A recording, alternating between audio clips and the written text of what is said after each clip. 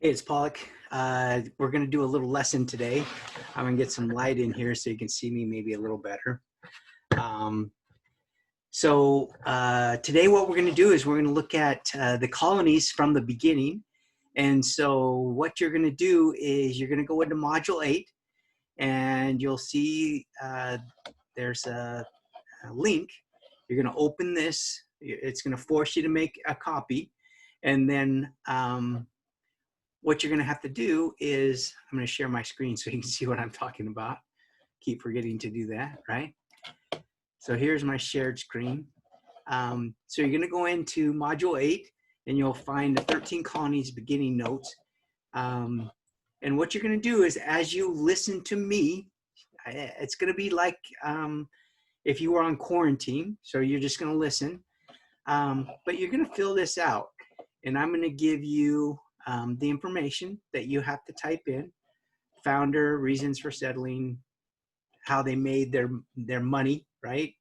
What kind of government they had, and then something unique. What I'm going to do is start this PowerPoint, and we'll just go through. So again, as we do this, you're going to fill in the thing. We'll start with Virginia. The colony of Virginia was actually started with Jamestown. The founder was the Virginia Company. So it was set up as a business, and they came over specifically to be able to find gold and treasure, and never did. John Smith's the one that helped them survive. What they end up doing for money and their economy is tobacco. Okay, so if you look, you should be filling in. The founder is the Virginia Company. You got gold and riches. That's what they were looking for. Didn't happen. They did make money off of tobacco. Their government type is House of Burgesses, and we'll talk about that more later. It's kind of like a Congress, kind of like what we do today. So you could kind of see that that was one of the first types.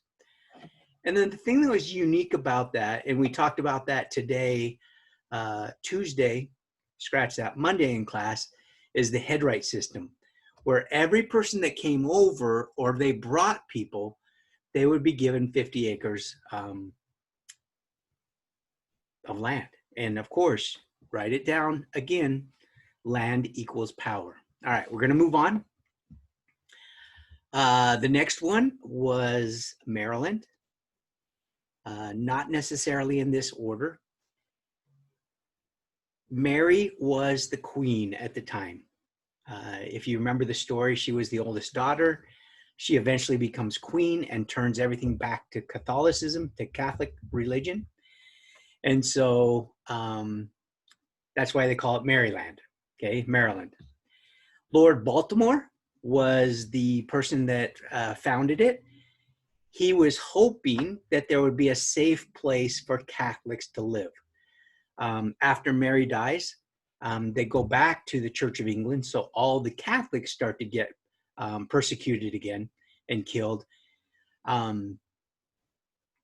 Without a doubt, Maryland, again, the moneymaker is tobacco, and the government type is proprietary colony.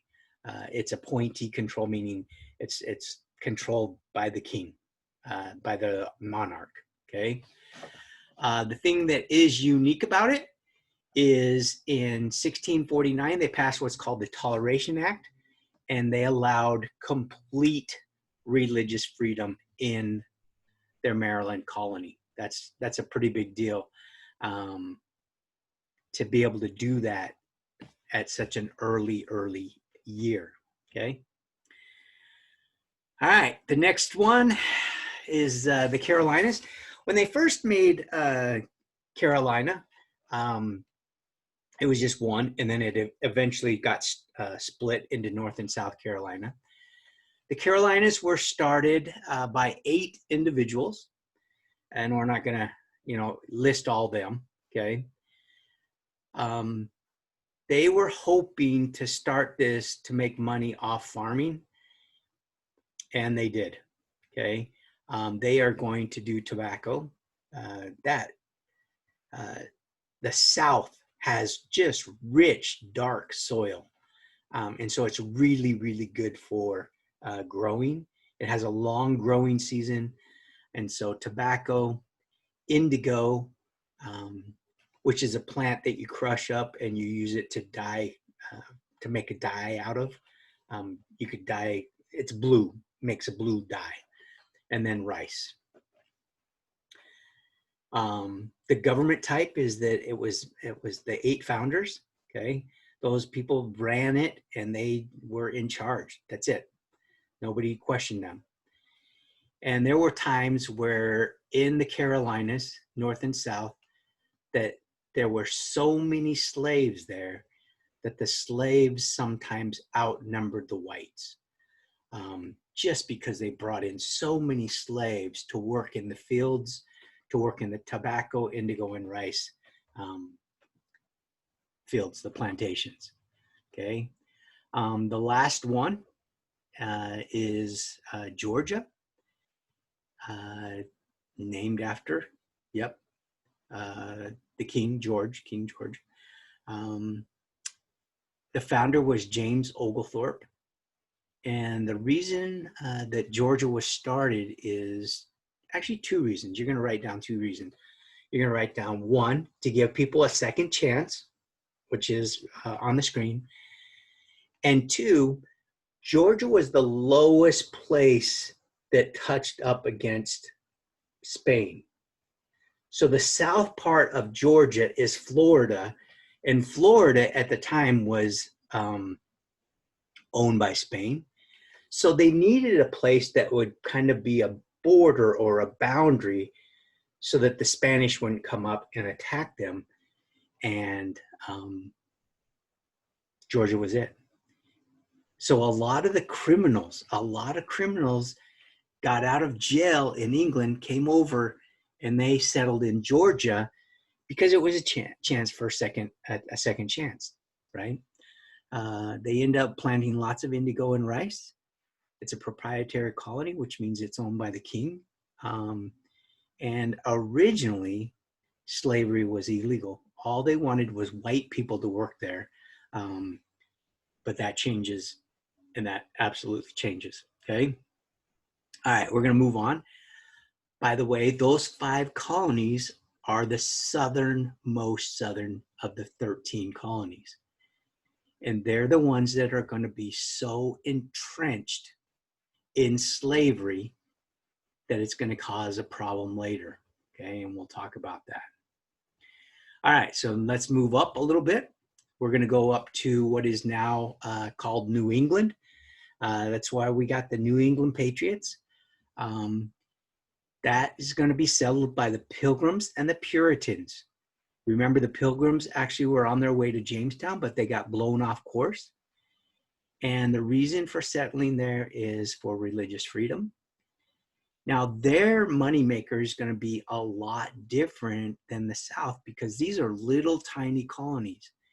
They don't have good soil, and they have actually really, really rocky, bad soil, and a short growing season. It freezes. It gets really cold there. So their moneymakers, they're going to be merchants. They're going to trade. They're going to be shipbuilders, and they're going to be fishermen, okay?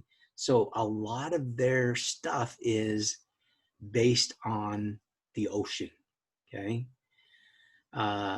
Government type is just a self-governing, the Mayflower Compact and the General Court. And then the thing that's unique about them is this is where we had the first Thanksgiving. And I also want you to write down, so let's see if you're really listening to my video. I want you to write down that this is where they had the Salem witch trials. So I want you to write 2 things for what is unique. First Thanksgiving and the Salem witch trials. All right, let's move on. Connecticut. The founder was Thomas Hooker. He wanted to separate from the church and the government. So he was a separatist. The moneymaker is the same as Massachusetts, M-A. So it's going to be, they were merchants, they traded. They did shipbuilding, and they worked as fishermen, okay? Type of government is democratic. It's a democratic government. Thomas Hooker was very progressive, and a lot of people consider it, as far as a unique thing, is it's the birthplace of American democracy. Again, if you notice, these are up on the highest part, the most north part of the 13 colonies, and we call that area New England. So Massachusetts, Connecticut, Rhode Island, okay? Roger Williams is the one that starts Rhode Island. He actually gets banished. He gets thrown out of Massachusetts because he doesn't agree with the Puritans. And the reason why Rhode Island is so small is because he actually purchased the land from the Native Americans instead of just taking it like everyone else did. Reason for settling: separate from church and government. Again, he was banished. The moneymaker is the same. All of New England is going to be the same, which is they were tradesmen, right? They traded, part of that triangle trade thing that we talked. They did shipbuilding, and they did fishermen. They were fishermen.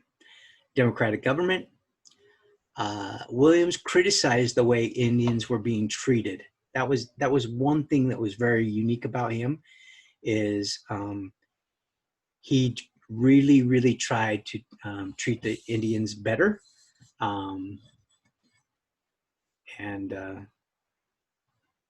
Anyways, interesting thing. Okay.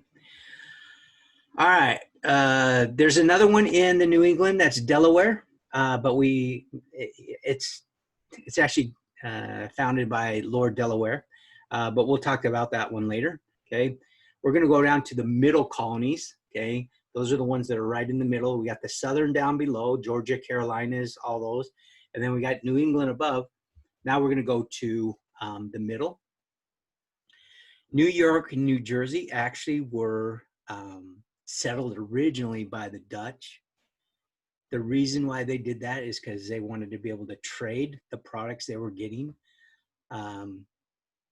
But eventually the English came in and fought them and kind of forced them out.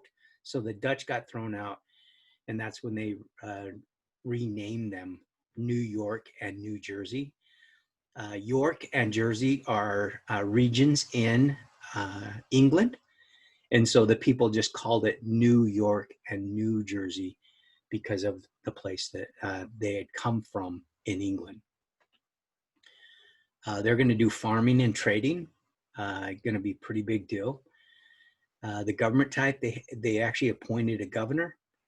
And the thing, like I said before, the unique thing about them was it was originally settled by the Dutch, and it was conquered by the English. The English came in, kicked the Dutch out from the people from the Netherlands, and like I said, renamed them. Okay. Pennsylvania, it actually literally means Penn's Woods or Penn's Forest. William Penn is the founder. His father was a good friend with the king, and the king owed him some money. And so instead of paying him the money, he would said, I'll give you a big chunk of land in the New World. William Penn was a Quaker. That's a type of religion, and they are very pacifist, peaceful people. They don't believe in war or anything like that. They don't believe in violence. And they were getting pretty mistreated in England. So William Penn said, can I get this chunk of land, and I want to put it, make it so that people that are Quakers can be safe. So the reason for settling Pennsylvania was to have a place for the Quakers to settle. They're going to use staple crops. All those other crops we were talking about before, indigo, tobacco, all of those are called cash crops because you actually sell them and you don't usually use them yourself. But staple crops are crops that you actually would just make enough for your family to use. So they would do wheat and barley and grains like that. Will you please write down under moneymaker that these middle colonies become known as the breadbasket colonies? Okay. They have an elected assembly. And again, the unique thing, you could write the breadbasket down over here. Write down that Pennsylvania is part of the breadbasket colonies. But the one thing that's unique is the Quakers do not believe in violence. They're very peaceful people. And so when they were getting persecuted and harmed because of their religious beliefs in England, William Penn thought it would be good for them to come to America to have a place for the people. So Pennsylvania ends up being a very, very religious, tolerant place also, just like Maryland. Maryland is very religiously tolerant. Religious freedom is a big deal. And so is it in Pennsylvania, okay? All right, well, that is all, okay? Let me see how long that took. I don't know, I can't see how long. Anyways, you're gonna listen to the video. You're gonna type in make sure you save that doc. That doc has a lot of important information that's gonna help you get ready for the test when we have the test after fall break. And so it's really important that you keep that and keep it somewhere it's safe that you can keep it. I know it's not gonna just disappear off your computer, but after you send it in to me, make sure you have it in a safe place because those are great notes that will really, really help you get ready for the test when it's time. Okay, I think that's it. Did anyone watch the Seattle game Sunday night? That was a close one. Almost gave me kind of a heart attack. Anyways, I am out of here. Hope you have a good day.